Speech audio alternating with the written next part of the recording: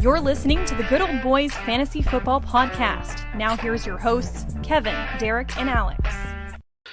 All righty, welcome in, ladies and gentlemen, to the Sunday Morning Fantasy Football Tailgate, where we talk about fantasy football, answer all your start sits, help you go through and really kind of try and get the week set ready to win week 6 here in fantasy football here. So if you have questions, things like that, let's throw it out there. Let's chat. Let's talk about it. Let's get you guys set, ready to rock and roll here for your fantasy matchups here in week 6.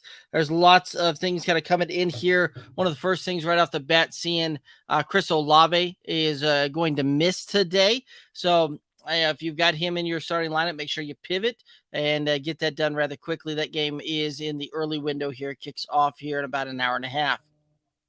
Leadership lesson saying ready to get a win in week 6. Absolutely. That's part of the reason you play fantasy, right? Is to win your matchups. So absolutely. Let's go ahead and again, guys, you have any questions, comments, things like that. Let's go ahead and chat about this stuff. Let's help you guys get ready to go here for your fantasy football experience here week 6. So YouTube, Twitter, and Twitch. We're live streaming on those platforms there. For everybody out there tuning in on the Twitter side of things, the comments don't show up in here, that kind of stuff.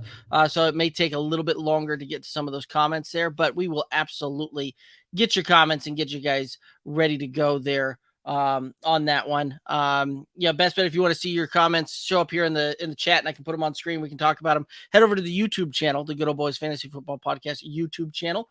In fact, when you're listening to this on Twitter, the link is in that as well. So you can hit that one up, come join us over there as well, get your questions asked, and we will rock and roll through that for you and be able to display your questions on screen, all that kind of good stuff there. So alrighty, so guys, let's start going through some of this, right? We've got some bye weeks this week. We've got several injuries out there happening as well that really kind of throwing some things off here. But let's start kind of going through it. And I'm just going to kind of start this off and really kind of going through some of my my rankings here. And as far as who I've got top 10 at the various positions there. And again, if you guys have questions, things like that, let's throw them out there. Let's talk about it. Let's go ahead and dive a little deeper into this thing and let's get your specific question answered here. But quarterback wise, got Josh Allen, number 1, right? Coming off of a big week, that Kansas City matchup here. That could very well be a very, very big, scoring fest there, right? Like probably one of the highest scoring contests of the week there. The only one that I think is going to potentially get close to touching that is going to be the Seattle-Arizona game. That one very well could be a higher scoring matchup there, but those are going to be, a couple of this is going to be the other matchup that I think is going to give this one for a run for its money for most total points scored this week in the NFL. Lamar Jackson, number 2, playing the Giants. I think, Lamar's been getting it done week in, week out. I think that continues here. Mahomes, number 3, which is a little bit higher than some of the consensus out there. Playing Buffalo. Yep, they've got a tough defense, tough matchup there, but wouldn't surprise me to see both Patrick Mahomes and Josh Allen touch 300-plus yards passing in this one. Multiple touchdowns, things like that. So I can see a very, very good game out of him. Kyler Murray checks in number 4. Again, just a touch bit higher than what the consensus has out there. But Kyler Murray playing Seattle. Seattle's been very forgiving. Lots of points coming in those matchups here. So I think he's going to have a pretty darn good game here. Tom Brady against Pittsburgh. We just saw what Josh Allen did last week against Pittsburgh.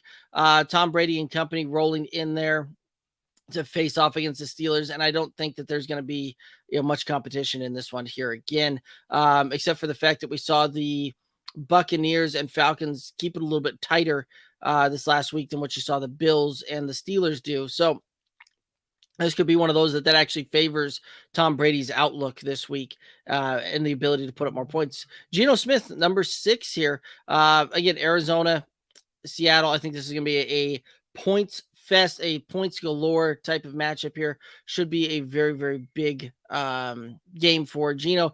Jalen Hurts, a little bit lower than consensus out there. I've got him as number 7. Playing against Dallas. Dallas has been opportunistic, and again, that defense is playing really, really well.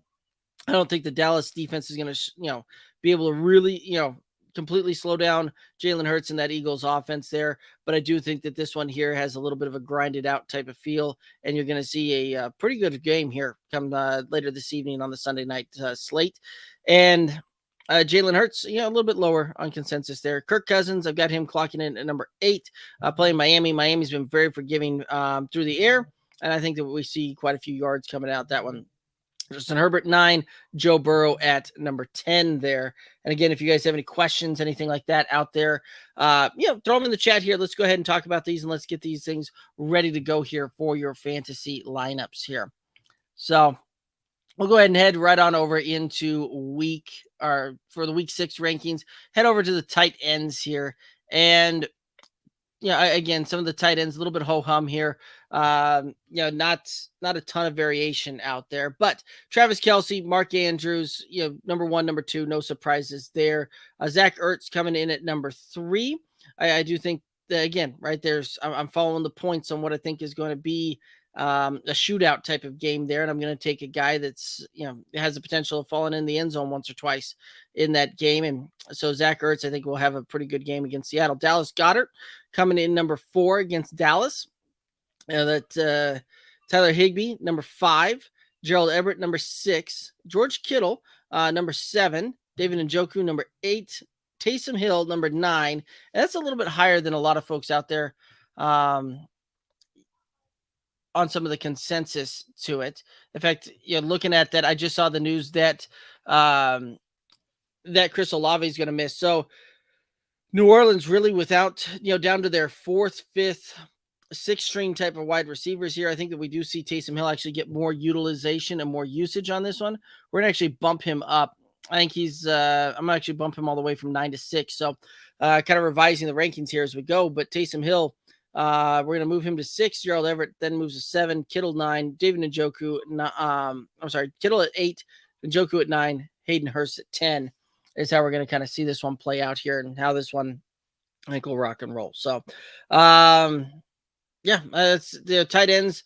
A little bit tougher here as we've been getting going, and some things there. For folks out there that may be needing a tight end stream, you can certainly look at like a Will Dissly. He's out there. Robert Tonyan is out there in a lot of leagues. Ryan Gentry's kind of that sneaky play type of deal that, I wouldn't necessarily mind throwing out there in like a DFS type of format there. A little bit of a play just from the standpoint. I think that he will do, he'll get a decent workload out there, kind of filling in for Pat Freiermuth there. All righty, let's go ahead and head on over into the wide receivers here. We'll kind of take a look top 10 here. Again, guys, if you have any questions, anything like that, let's go ahead and throw those in the chat here. Let's chat these things out here and talk about what we need to, work on and how we can help you get your lineup set here and get everything rocking and rolling for you. So running back here, no surprise. I guess Saquon. I think the Giants, the way their offense goes, is run through Saquon first and foremost, and I think Saquon will have a very good day here. In fact, on the Friday show when we were going through that and looking through some of the props, I really liked Saquon's over like 76.5 rushing yards. Kevin really liked Saquon's over 27.5 receiving yards, and both of us thinking that he's going to have a pretty monster game here, well over 100 yards combined on this thing, and I think he finds the end zone probably at least once on this game as well. Nick Chubb, number 2, playing New England. This is one I think that the air is just going to get taken out of the ball, and you're going to see a running clock pretty much the whole game here. It wouldn't surprise me that we see. This is one of those that you could very well see only about 35 to 40 total pass attempts in this whole game. Wouldn't surprise me to look up and see that at the end of the day between both clubs, only throwing the ball that few times. Austin Eckler, number 3. Ramondre Stevenson creeped up here. Damian Harris is officially out on this one. And Ramondre Stevenson going to have a very big game. Christian McCaffrey, number 5. Leonard Fournette, number 6. Alvin Kamara is slated in at number 7. And again, it wouldn't surprise me to see Alvin Kamara have another really good game and potentially even be a little bit better than that one. You've got Michael Thomas, Jarvis Landry, Chris Olave, all of those guys out. Jameis Winston is not starting. You got Andy Dalton as the starter there. So you got Andy Dalton trying to throw the ball to, Traquan Smith and Marquez Callaway. And I think that you're going to see, again, a ton of check down type of passes here and a lot of work going to Alvin Kamara.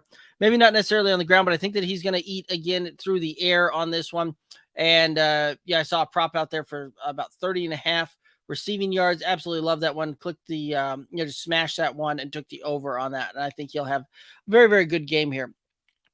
Dalvin Cook, number at 8. Eno Benjamin was a guy that snuck up there for me this week. Again, this one's much higher than consensus. The consensus out there has him kind of running back 15 this week. I think that he's going to find a way to get into top 10 territory here. I've got him as running back 9. Again, that Seattle Arizona game, I think you're going to see a ton of points scored on this one. And I do think that you're going to find Benjamin find the end zone at least once on this game here. Aaron Jones rounding it out at number 10. Breece Hall, number 11. Joe Mixon, number 12 there. Joe Mixon, up against a little bit of a tougher matchup there. And I've got that one too, a little bit low. He's a little bit lower on my rankings than consensus out there as well. So that's kind of how I'm rounding out the top 12 on the running backs here. Let's go ahead and take a look at the wide receivers. Cooper Kupp, no surprise, number 1. Stephon Diggs, number 2. Justin Jefferson, number 3. Debo is showing up here as number 4 for me. Again, San Francisco taking Atlanta. That's got kind of a hefty line to it. I do think that San Francisco finds a way to get out ahead of it on that one. Mike Evans, number 5. Marquise Hollywood Brown, number 6. A.J. Brown, number 7. Jamar Chase, number 8. And that one was a little bit lower out there from consensus as well. Consensus has got him number 4. I think Jamar Chase, it doesn't necessarily give us some of the fireworks this week on this. Wouldn't surprise me to see him go, 6 for 75 again type of thing. A little bit of potential upside there with, T. Higgins being, still banged up there. Tyreek Hill, number 9, DK Metcalf, number 10, CD, number 11, and Mike Williams rounding out the top 12 there for me. So again, guys, if you have any questions, anything like that, let's throw them out there. Let's go ahead and get you guys some answers here on the fantasy football tailgate here and help you guys get, whatever questions you got set. That's just kind of burning a hole in your mind here. And let's get those talked about here. So let's take a look here as well. Some guys that I like more than some of the consensus out there. George Pickens. I've got him as a fringe wide receiver 1 this week.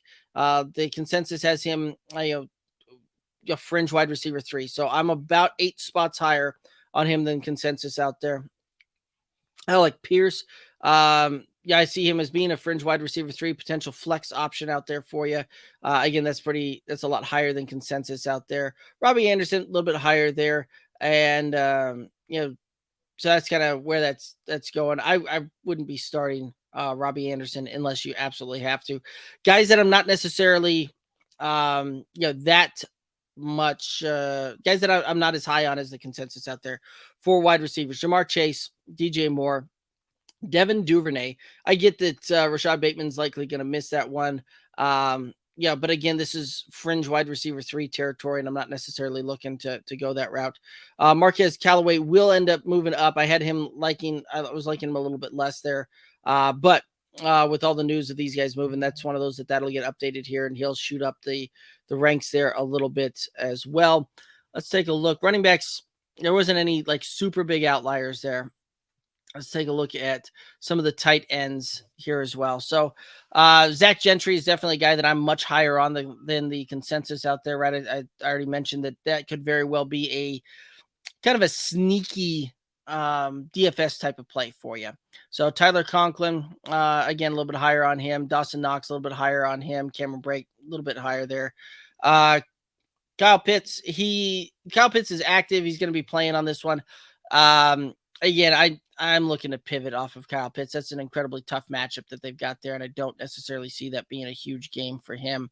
Dalton Schultz also returning to the lineup there. Again, Dallas, the Eagles, I think this could be a very low-scoring game. This could be a game where points come at a premium. Cooper Rush still looking to start that game there on Sunday night, and it could be a bit of a tough sled there. So, alrighty, guys. Well, that's kind of how we got some of the rankings up here, rocking and rolling. Again, if you guys have any questions, let's throw those out there, and let's get you guys ready, set to rock and roll.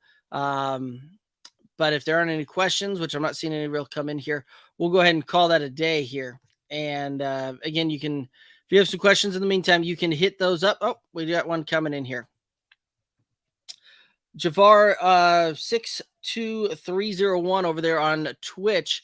Welcome in over there on Twitch. Good morning. Taysom or Kittle? Leaning towards Taysom with Olave out. And so it's funny you mentioned that. We were going through some of my rankings here earlier on, and I had originally had Taysom Hill lower than George Kittle when this one was also when this morning started, and then the news broke that Taysom Hill, Chris Olave is going to miss. So you've got Marquez Callaway, Traquan Smith, really being the 1 and 2 wide receiving options there, which I don't think that lends a that much firepower there. So I see both Taysom Hill and Alvin Kamara having a very big game today and having very good games on this one. We actually bumped Taysom Hill while we were on the air here up from tight end 9 on the week to tight end 6, and that moved him ahead of George Kittle. So I would go with Taysom Hill on this one, and I would take the shot there on that one there as well. So Taysom Hill certainly provides you the ceiling shot on that one, and that's when I'm doing some of these rankings. I'm going more for a little bit of a ceiling play than a floor play. George Kittle probably gets you a little bit safer floor. Taysom Hill certainly gets you the higher ceiling in their matchups and in that today as well. So Javar, kind of playing both sides of the fence here a little bit, but I'm going to tell you to if you need a floor play, it's Kittle. If you need a ceiling play, it's absolutely Taysom Hill. Both of those guys, I think, will have very good games when it's all said and done. We're starting Higgins today. Usage worries me, but I'm playing Lazard and DJ Moore over him right now. And I can't blame you. T. Higgins, except for the standpoint of a few snaps last week, almost was a DNP. Did not play. So I don't know that I'm necessarily going to put much in the way of that one. He is a active guy. His ceiling is going to be a wide receiver 2 type of play, but his floor is wide receiver. He very well could be a bust type of week for him again on this one. New Orleans has got a little bit tougher defense there. So, I would be pivoting right there alongside of you as well, where you're talking Lazard, talking DJ Moore. And DJ Moore is a scary proposition as well with PJ Walker throwing him the ball today. So much so to the point that I actually, on our Friday show, when we go through all the props, things like that, I singled out the prop from the Carolina matchup there as PJ Walker being under, and his prop was only like 210 passing yards there. So, yeah, this is one of those that Daniel, I guess to kind of try and answer your question there a little bit. It very much depends upon what you need here. With Higgins, you very well, you could get wide receiver 2 play out of it. You could also very well get, goose egg on this one. I don't think that you're going to get a goose egg out of either Lazard or DJ Moore. I'm very interested to see what Carolina does without Matt Rule there. Ben McAdoo is still calling the plays though, so that could be more of the same on the offensive side of it. But yeah, I would stick with the Lazard and DJ Moore over T. Higgins in this particular instance. I'm not overly happy about having to go that route, but that is the move that I would make there. So tougher sledding there. But I doubt that you probably have anybody else out there that would really make more sense to try and play over either one of those, play over DJ Moore or a T. Higgins in that case. So, yeah, I like your lineup, how you got that set. That's how I would rock that one out there as well. So, alrighty. Guys, if there's any other question, let's throw those things out there. Let's get these questions answered and rock and roll through those ones for you. You can find us on all the socials. And again, if you have any questions when we're not on air, that's you can DM us over there, Twitter, Instagram, Facebook, TikTok at Good Old Boys FF. You can find the rankings on goodoldboysff.com. And again, one of the best ways to support this independent podcast is to head over to the YouTube channel, click the subscribe button over there. And that is, again, the best way to help support us. So appreciate everybody tuning in here, asking the questions. But it doesn't look like we've got any more questions coming in at the moment. So I think that's probably going to do it for us here. And if you guys have any questions in the meantime, hit us up on those DMs, hit us up on the socials, Twitter, Instagram, Facebook at Good Old Boys FF. Head over to the YouTube, click that subscribe button on that YouTube channel for us. All righty, guys. Well, I do believe that's going to do it for us. Y'all have a good one. Be safe out there.